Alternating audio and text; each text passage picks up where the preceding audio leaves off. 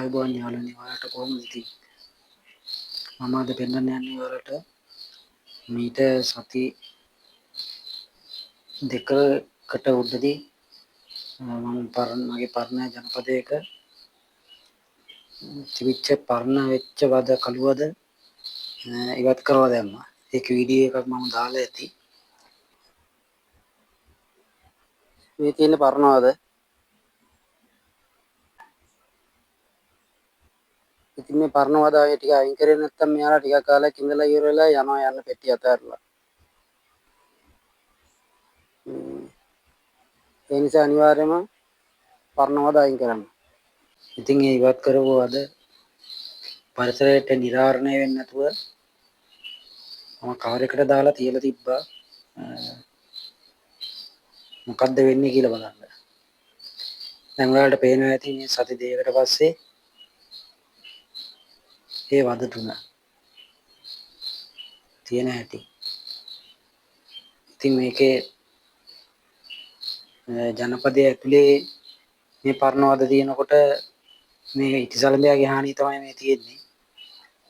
ඉතින් ඉතිසලඹයා ඇවිල්ලා පරණ වදවල අනිවාර්යයෙන්ම බිත්තර දානවා. ඉතින් එයාලා ජනපදයේ ඇතුලේ පරණ වද තියෙද්දි එයාලා ඒ ටික සුද්ධ කර ගන්නවා. බිත්තර වලින් එන ඉතිසලඹයාගේ කීටය ඒව ඉන්න කට්ටිය ඔක්කොම එයාලා අරන් දානවා. මේ තියෙන එයාලගේ ආරක්ෂාව නැතුව නැති වෙච්ච ගමන් ඉතිසලඹයාගේ හානිය කොච්චර ප්‍රබලව මේකට බලපාලා තියෙනවද කියලා. හරියටම සති දෙකයි දවසයි වෙන්නේ අදට. පේනවනේ වද ටික කාලා තියෙන හැටි.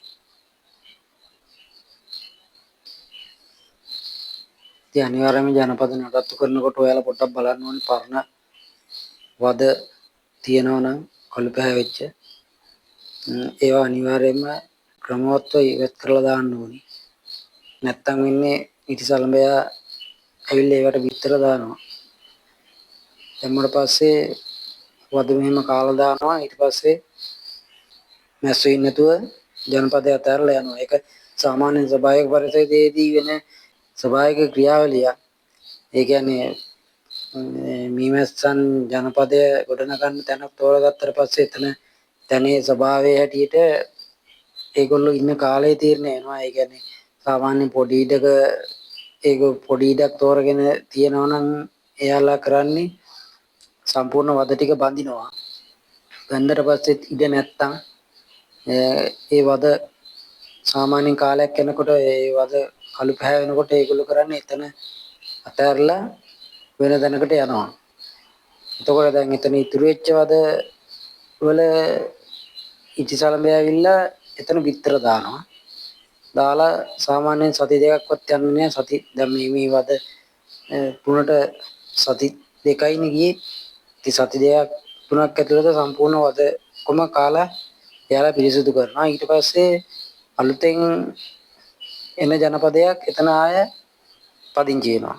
ඉතින් එයාලගේ ස්වභාවික ජීවත් වෙන මීමැස්සන්ගේ ජනපද පැවැත්මට මෙයාලා ලොකු දායකත්වයක් දක්වනවා. මොකද එක තැනක තියෙන ජනපදයක් අතහැරලා ගියාට පස්සේ මීමැස්සන්ට අද කඩලා අයින් කරන්න ශක්තියක් නැහැ ඒගොල්ලන්ට. වද බඳින එක විතරයි කරන්නේ. ඒගොල්ලෝ වද කඩලා ඉවත් කරලා පිරිසිදු කරන්නේ නැහැ. ඉතින් මේ පිරිසිදු කරන ක්‍රියාවලිය කරන්නේ ඉතිසලඹ එයාගේ කීටය තමයි. මෙයාලා බිත්තර වලින් එළියට එන ඉතිසලඹ බිත්තර දැම්මට පස්සේ බිත්තර වලින් එළියට එන අවස්ථාවේදී පොඩි කීට අවස්ථා ඉන්නවා නම් මීමැස්සන්ට උන් අල්ලලා එළියට දාගන්න පුළුවන්. සාමාන්‍ය ප්‍රමාණයට මෙහෙම ලොකු වෙච්ච ඉතිසලඹ කීටයක් වදේට මේ ආවොත් එහෙම මීමැස්සන්ට අයින් කරන්න අමාරුයි. මොකද මේ ඒ ඉතිසලඹගේ කීටය වටේ එයා දැලක් බඳිනවා. ඒ දැල මීමැස්සන්ට අයින් කරන්න අමාරුයි. මේ පේනවා එයාට ඒ දැල මෙයාලා බඳින හැටි. අහිමි කාලේ ජනපදයේ මැස්සන් සංඛ්‍යාව අඩු වෙනකොට තමයි බොහෝ දුරට මේ ඉතිසලඹ හානියට ලක් වෙන්නේ. මොකද අහිමි කාලේදී මැස්සන් අඩු වුණාම වද වහ ගන්න තරම් අසන සංඛ්‍යාවක් නැතුණා වද නිරාවරණය වෙනවා බාහිර පරිසරයට. ඒකට ඉතිසලඹ ඇවිල්ලා විතර දානවා ඒ වදවල.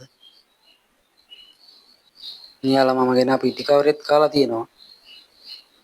මෙයාලා ගැන පරිශන කරන විද්‍යාඥයෝ සාමාන්‍ය පොලිතින් කවර නොදිරන පොලිතින් කවර මෙයාලාගේ ආහාරයට ජීර්ණය කරගන්න මෙයාලට හැකියාවක් තියනවාද කියලා විද්‍යාඥයින් පරීක්ෂණ කරනවා. ඉතින් ඔයාලට ගොඩක් ස්තුතියි මේක ඉවර වෙනකම් නරඹුවට. මේ වගේ තවත් වීඩියෝ ඔයාලට ඉදිරියේදී ගේන්න බලාපොරොත්තු වෙනවා. ඉතින් එතකන් ඔයාලට සුබ දවසක්.